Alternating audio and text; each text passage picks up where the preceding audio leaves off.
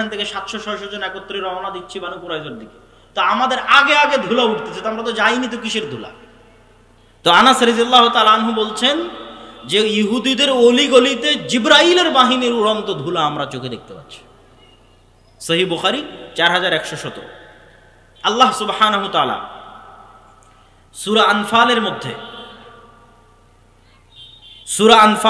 সূরা আলে ইমরানের মধ্যে, সূরা আহজাবের মধ্যে আসমান থেকে বদর, উহুদ, খন্দক, হুনাইনে তিনি ফেরেশতা অবতীর্ণ করেছেন।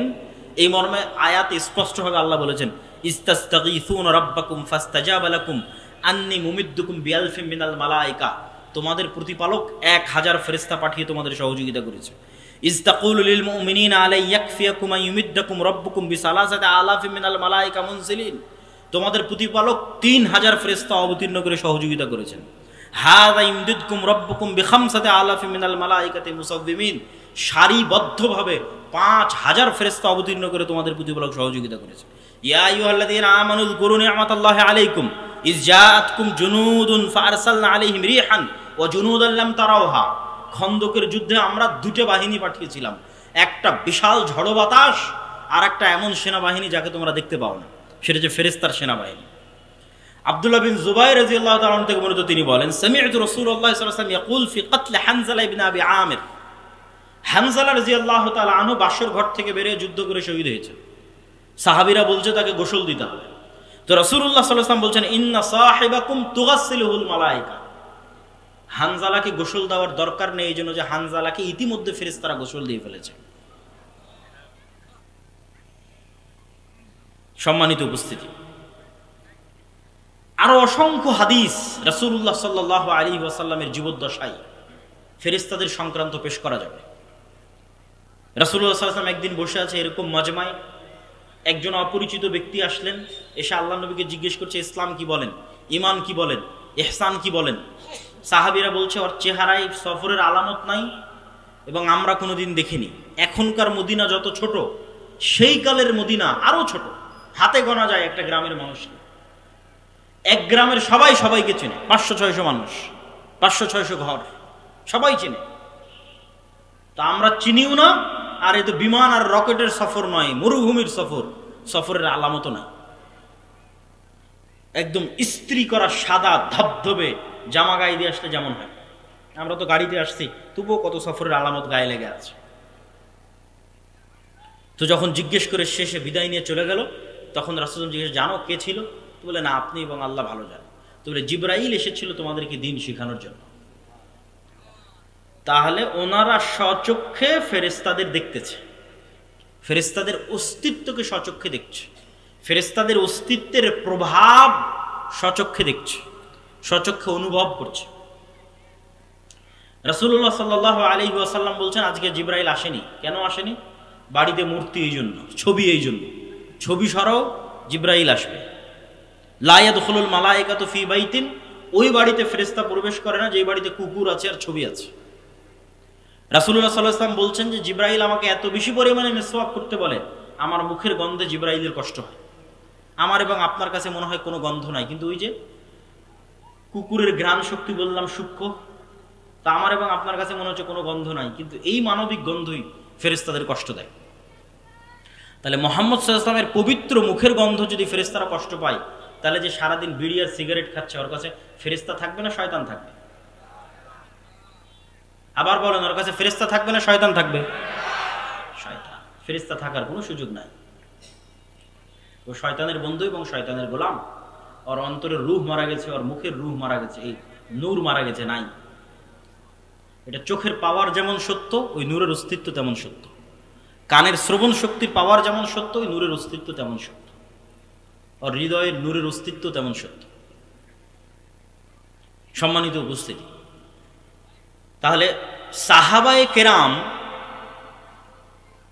গায়েবের উপর কঠোর থেকে কঠোর ঈমান রাখতেন। এই জন্য তারা কখনো দুনিয়ামুখী ছিলেন না, এই জন্য তারা কখনো ইসলামের বিজয়ের জন্য কম্প্রোমাইজ করেননি, কম্প্রোমাইজের আদর্শকে তারা অবলম্বন করেননি। কেননা তারা ঈমান বিল গায়েব, ইয়াকিনের পর্যায়ে ছিল। আর আমাদের ঈমান বিল গায়েব নাই, এই জন্য আমাদের আজকে এই দশা।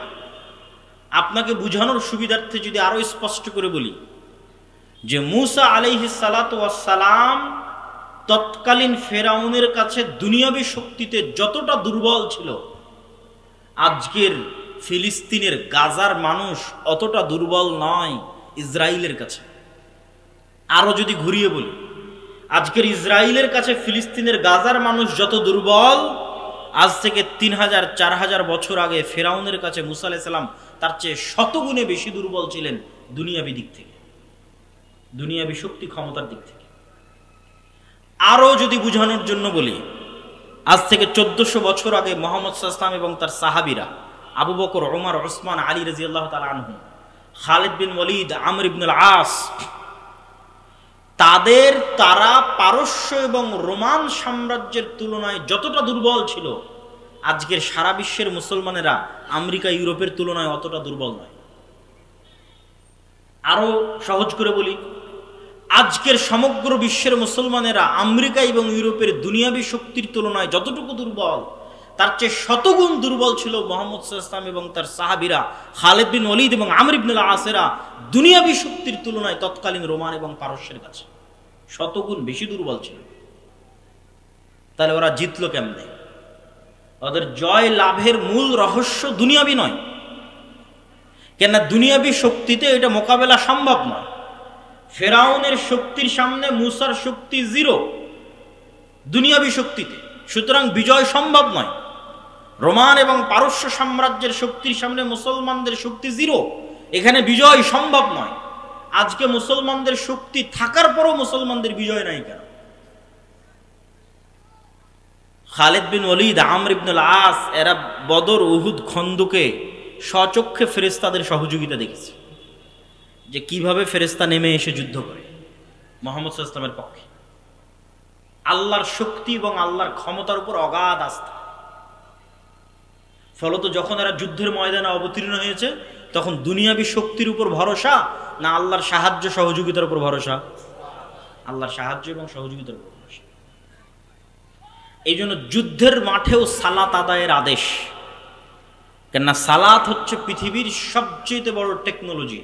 আল্লাহ সুবহানাহু ওয়া তাআলার সাহায্যকে পৃথিবীতে টেনে নিয়ে আসতে পারে। বুঝার জন্য টেকনোলজি বলতেছি, যাতে বুঝার সুবিধার্থে হয়, আপনার ভাষা যাতে আপনার কাছে বুঝার সুবিধার্থে হয়, যে আল্লাহর সাহায্য পৃথিবীতে টেনে নিয়ে আসবে। এর সবচেয়ে শক্তিশালী টেকনোলজি হচ্ছে সালাত। এই জন্য যুদ্ধের মাঠেও সালাত আদায় করে, কারণ দুনিয়াবী শক্তির কোনো কথা নেই। দুনিয়ার লজিকে তো সবাই মিলে ফায়ার করার কথা, বোমা বর্ষণ করার কথা, গুলি করার কথা, তীর চালানোর কথা, তরবারি চালানোর কথা, কিন্তু আল্লাহর লজিকে না। একদল যুদ্ধ করবে আর একদল সালাত আদায় করবে, কেননা ওইটার মাধ্যমে গায়েবী মদদ পৃথিবীতে নেমে আসবে, অদৃশ্য শক্তির মদদ পৃথিবীতে নেমে আসবে। দুনিয়াবী শক্তি দিয়ে মুসলমানদের বিজয় সম্ভব নয়। তো আজকের মুসলমানদের সমস্যা হচ্ছে, এরা না আল্লাহর উপর ভালোভাবে বিশ্বাস স্থাপন করে, না আল্লাহর শক্তি এবং ক্ষমতা সম্পর্কে জানে, না ফেরেশতার উপর কোনো বিশ্বাস আছে। আপনি নিজে চিন্তা করেন যে আজকে সাহাবীদের যে ঘটনাগুলো তুলে ধরলাম, এইটাতে কি মনে হয় যে সাহাবীরা ফেরেশতাকে কেমন বিশ্বাস করতেন, আর আমি এবং আপনি ফেরেশতাকে কেমন বিশ্বাস করি যে না ফেরেশতা আছে? শুধু তো মুখে বলেছে আমানতু বিল্লাহি ওয়া মালাইকাতিহি, ঈমান আনছে আল্লাহর উপর, ঈমান আনছে ফেরেশতার উপর। কি ওই ঈমান কিসের ঈমান?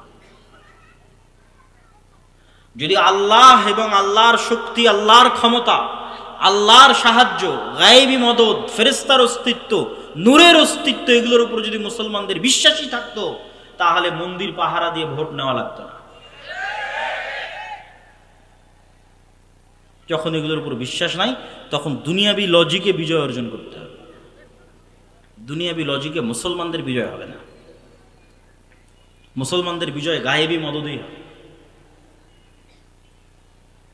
মুসা আলাইহিস সালাতু ওয়াস সালামকে আল্লাহ সুবহানাহু ওয়া তাআলা শিখিয়েছেন যে তুমি যা দেখো, দুনিয়ার মানুষ যা দেখে তা বাস্তব নয়, কেন এগুলো আল্লাহর নূরের পর্দা দিয়ে ঢাকা আছে।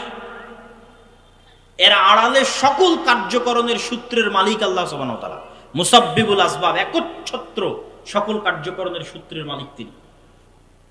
সবকিছুকে সেকেন্ডে পরিবর্তন করে দিতে পারেন। তো তুমি যেই লাঠি দিয়ে গত 30-40 বছর, মুসা আলাইহিস সালামের বয়স যদি 40 বছর হয়, তাহলে যেই লাঠি দিয়ে তুমি গত 30 বছর যাবৎ গাছের পাতা পেড়েছ, যেই লাঠি দিয়ে তুমি নদীর এবং খাল অতিক্রম করে গেছো লাফ দিয়ে পার হয়ে, তোমার এতদিন থেকে যে লাঠিটা তোমার সাথে আছে ওই লাঠিকে আমি সাপ বানিয়ে দিচ্ছি। যাও, বাহির থেকে নিয়ে আসা কোনো লাঠি নয়, যেটা উনি গত 15-20 বছর থেকে নিজের সাথে বহন করছে সেই লাঠি। আল্লাহ বাহির থেকে একটা লাঠি দিল, দিয়ে বললো যে দেখো এটা লাঠি, এটাকে আমি সাপ বানিয়ে দিয়েছি না। তুমি যে লাঠি 15-20 বছর থেকে বহন করছো ওই লাঠিকে সাপ বানিয়ে দিবে। তুমি একদিন থেকে জানো যে এটা লাঠি, যাতে তুমি ভালোভাবে শিখো যে ফেরাউনের যা দুনিয়াবী শক্তি আছে এগুলো সমান জিরো। যেটা ইসলামের একটা কালেমা আছে, লা হাওলা ওয়ালা কুওয়াতা ইল্লা বিল্লাহ। নেই কোনো শক্তি, নেই কোনো ক্ষমতা, আল্লাহর শক্তি, আল্লাহর ক্ষমতা ছাড়া। তাহলে কি সারমর্ম দাঁড়ালো? আমেরিকার শক্তি এবং ক্ষমতা সমান কি? জিরো। এই বিশ্বাস যেই দিন অর্জন করতে পারবেন ইয়াকিনের লেভেলে, সেই দিন আপনার ইমান সাহাবীদের ইমানের কাছাকাছি হবে। ইসরায়েলের দুনিয়াবী ক্ষমতা এবং দুনিয়াবী শক্তি সমান যখন আপনি মানসিকভাবে মেন্টালি ফিল করতে পারবেন খুব ভালোভাবে যে না, এই শক্তি এই ক্ষমতা সমান হচ্ছে জিরো। লা হাওলা ওয়ালা কুওয়াতা ইল্লা বিল্লাহ। পৃথিবীতে শক্তি এবং ক্ষমতা যদি একমাত্র থাকে সেটা কার? আল্লাহ সুবহানাহু ওয়া তাআলার। ইমানের মাত্রা যেদিন এই লেভেলে পৌঁছে যাবে, ইমানের মাত্রা অনুযায়ী হেল্প আসবে। ইমানের মাত্রা আরো লেভেলে পৌঁছলে আবার ফেরেশতা নেমে আসবে। বাধা তো নাই ফেরেশতা নামতে,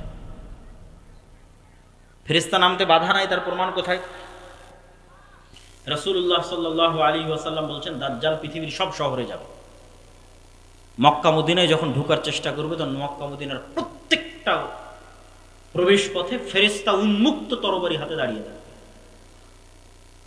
ঈসা আলাইহিস সালাতু ওয়াস সালাম ফেরেশতার ঘাড়ে হাত দিয়ে দুনিয়াতে নেমে আসবে। তো মানুষ তো দেখবে ফেরেশতাকে, ফেরেশতার ঘাড়ে হাত দিয়ে নেমে আসে। তো ফেরেশতা নেমে আসতে কোনো বাধা নাই, কিন্তু ওই লেভেলের ইমানই নাই তো আসবে কোথায়? ওই লেভেলের ইয়াকিন নাই, তাহলে আসবে কোথায় থেকে? সম্মানিত উপস্থিতি,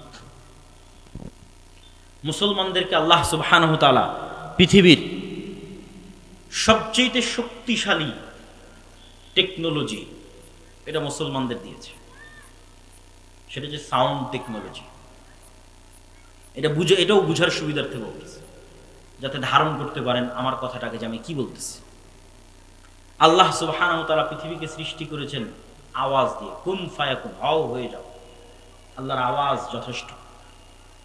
আল্লাহ সুবহানাহু ওয়া তাআলা পৃথিবীকে ধ্বংস করবেন আওয়াজ দিয়ে।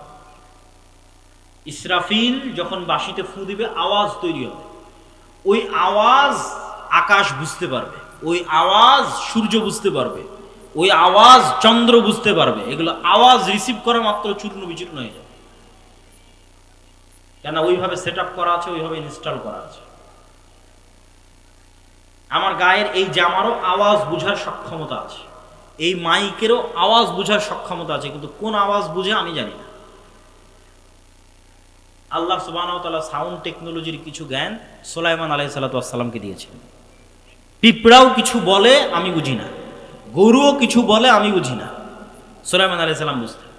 পাখিও কিছু বলে আমি বুঝি না। তাহলে পৃথিবীর প্রত্যেকটা বস্তু আওয়াজ রিসিভ করে এবং আওয়াজ ছাড়ে। ইউসাব্বিহু লিল্লাহি মা ফিস সামাওয়াতি ওয়া মা ফিল আরদ। আল্লাহর তাসবিহ পাঠ করে, মান নয়। আরবি যারা জানে তারা খুব ভালোভাবে জানে ইউসাব্বিহু লিল্লাহি মা ফিস সামাওয়াতি ওয়া মা ফিল আরদ মানে শুধু যাদের জ্ঞান আছে, যারা কথা বলতে পারে দুনিয়ার মানুষের লজিক এরা নয়, প্রত্যেকটা জড় বস্তু আল্লাহর তাসবিহ পাঠ করে। তো জড় বস্তু যে আল্লাহর তাসবিহ পাঠ করে আমি যে শুনতে পাই না, আমার শোনার সীমাবদ্ধতা, কিন্তু প্রত্যেকটা বস্তু আওয়াজ বের করে এবং আওয়াজ রিসিভ করে। এই কাগজের আওয়াজ আছে, আওয়াজ বের করে এবং আওয়াজ রিসিভ করে। আপনার কাছে এটা এখন কঠিন মনে হলে আমি একটু সহজ করে দিই, বুঝার সুবিধার্থে সহজ করে দিই। এই কাগজটা আগে কি ছিল? কি ছিল বলেন? আঁশ কি ছিল? হ্যাঁ, কোনো একটা গাছের ছাল বাকলা অথবা তুলা, আমাদের কাপড় তুলা ছিল, ওটা কোথায় ছিল? গাছে ছিল, তাই না?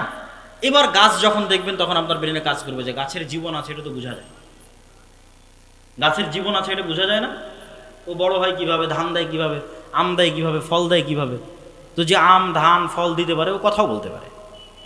আজকে ওর কথা বোঝার ক্ষমতা আমার নাই, তাই তাহলে এটা আলাদা কোনো অস্তিত্বশীল নয়। সব জিনিস আপনি দেখেন ঘুরে ফিরে কোনো না কোনো একটার সাথে কানেক্টেড, আল্লাহর প্রকৃত অস্তিত্বের সাথে কানেক্টেড। যে চেয়ারের উপর আমি বসে আছি এটা কাঠ ছিল, গাছের সাথে সম্পৃক্ত। এইভাবে এগুলো, এই যে প্রত্যেকটা মেটাল যেগুলোতে তৈরি হয়েছে এগুলো কোনো খনিজ পদার্থ থেকে আনা হয়েছে। কোনো এক খনিজ যে খনি আছে সেখান থেকে সেই পদার্থ বের করে এটা তৈরি করা হয়েছে। ওখানে যখন ছিল তখন আপনি ঠিকই বুঝবেন যে আমার তো জীবন আছে, আস্তে আস্তে বাড়তেছে, আস্তে আস্তে বড় হচ্ছে। এখন ওখান থেকে বের করে আপনি ক্যামেরা বানিয়েছেন, তাই এখন কথা বলতে পারে না, শুনতে পারে না, এটা ভুয়া। ইরানের রাজধানীতে এবং কাতারে হামাসের এবং ইরানের যে বিজ্ঞানীদের হত্যা করা হয়েছে এর বেশিরভাগগুলোকে মোবাইল বিস্ফোরণে হত্যা করা হয়েছে। এই জন্য আফগানিস্তানের সরকার মাঝখানে সম্পূর্ণ নেটওয়ার্ক এবং ইন্টারনেট বন্ধ করে দিয়েছিল ভয়ে।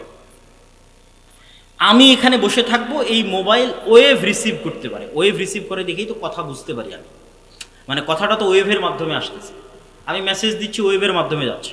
তো যখন কোনো এক লেভেলের ওয়েভ ছাড়বে, যেই লেভেলের ওয়েভ ছাড়লে এটা এখানেই বিস্ফোরণ হয়ে যাবে। এই টেকনোলজি ইসরায়েল অর্জন করেছে। তো ঠিক যেমন এই মোবাইল আজকের আধুনিক প্রযুক্তিতে ওয়েভ রিসিভ করতে পারে, আল্লাহ সুবহানাহু ওয়া তাআলার মাধ্যমে এই মোবাইল আওয়াজও রিসিভ করতে পারে। সাউন্ড টেকনোলজি, আওয়াজ, এটা পৃথিবীর সবচেয়ে শক্তিশালী। এটা বিজ্ঞানীদের পক্ষে আবিষ্কার করাও সম্ভব নয়, ভবিষ্যতেও কোনোদিন সেভাবে তারা আবিষ্কার করতে পারবে না। এইটা আল্লাহ মুসলমানদের দিয়েছে। সেটা কি? সেটা হচ্ছে কোরআন। কোরআন কার সাউন্ড, কার আওয়াজ? এটা আল্লাহর আওয়াজ, সাউন্ড। কোরআন যেটা আমরা তেলাওয়াত করতেছি এটা স্বয়ং আল্লাহর আওয়াজ, স্বয়ং আল্লাহ সুবহানাহু ওয়া তাআলার সাউন্ড। এই জন্য রাসূল সাল্লাল্লাহু আলাইহি ওয়াসাল্লাম বলতেছে যে কিয়ামতের পূর্ব মুহূর্তে আল্লাহু আকবার ধ্বনিতে প্রাচীর পড়ে যাবে, শহর বিজয় হবে আল্লাহু আকবার ধ্বনিতে। জিকির, জিকির এই জন্য খুব পাওয়ারফুল। জাকারিয়া আলাইহিস সালাতু ওয়াস সালাম যখন আল্লাহ সুবহানাহু ওয়া তাআলার কাছে চাইলেন সন্তান, বার্ধক্য বয়স, তা আল্লাহ সন্তানের ওয়াদা দিলেন, তিনি বুঝতে পারছেন না কেমনে সন্তান। তখন আল্লাহ বলছেন তুমি সকাল সন্ধ্যে জিকির করো। এই সকাল সন্ধ্যে জিকিরই এই অসম্ভবকে সম্ভব করে দিবে যে বার্ধক্য বয়সে তোমার বন্ধে স্ত্রী সন্তান হয়ে যাবে। কেন? সকাল সন্ধ্যার জিকির তো সাউন্ড তৈরি করবে। লা ইলাহা ইল্লাল্লাহ, লা হাওলা ওয়ালা কুওয়াতা ইল্লা বিল্লাহ, সুবহানাল্লাহি বিহামদিহি, সুবহানাল্লাহিল আযীম। তো এই সাউন্ডগুলো যেমন এখন ইনস্ট্যান্ট ওয়েভের মাধ্যমে আমেরিকা পৌঁছে যাচ্ছে, কোনো না কোনোভাবে এগুলো সরাসরি আল্লাহ সুবহানাহু ওয়া তাআলার কাছে পৌঁছে যাচ্ছে, সাথে সাথে আল্লাহ সুবহানাহু ওয়া তাআলা সাথে সাথে শুনতে পাচ্ছে। তখন এগুলো পুনরায় এগুলোর প্রভাব পৃথিবীতে ফিরে আসতেছে। কোরআন তেলাওয়াত করতেছেন, এটা শক্তি, পাওয়ার হাউস। কোরআন বুঝা, কোরআনের জ্ঞান অর্জন করা, সালাত আদায় করা, এগুলো হচ্ছে মুসলমানদের শক্তির জায়গা। ঈমান বিল গায়ব, এগুলো হচ্ছে মুসলমানদের শক্তির জায়গা। সম্মানিত উপস্থিতি, ফেরেশতার অস্তিত্বের উপর বিশ্বাস স্থাপনের একটা উদাহরণ দিয়ে আজকের বক্তব্যের শেষের দিকে যাব। এতক্ষণ তো ফেরেশতাদের ঈমান বিল গায়বের একটা পার্টের আলোচনা করেছি আজকে, সেটা হচ্ছে ফেরেশতাদের অস্তিত্ব। 6টা ঈমান বিল গায়ব। আমাদের একটা বই আসতেছে সামনে, আল্লাহর পথে যাত্রা, আগামী 6-7 নভেম্বর সালাফি কনফারেন্সে কিছু কপি পাওয়া যাবে। আগামী 6-7 মানে এই 3-4 দিন পরে, আগামী বৃহস্পতিবার শুক্রবার, এখান থেকে বেশি দূরে নয়, আল জামিয়া সালাফি ডাঙ্গিপাড়া পাওয়ার আছে। দেশ বিদেশের আলেম ওলামা উপস্থিত থাকবে, আপনাদের দাওয়াত থাকলো, উপস্থিত হবেন তো ইনশাআল্লাহ? ইনশাআল্লাহ।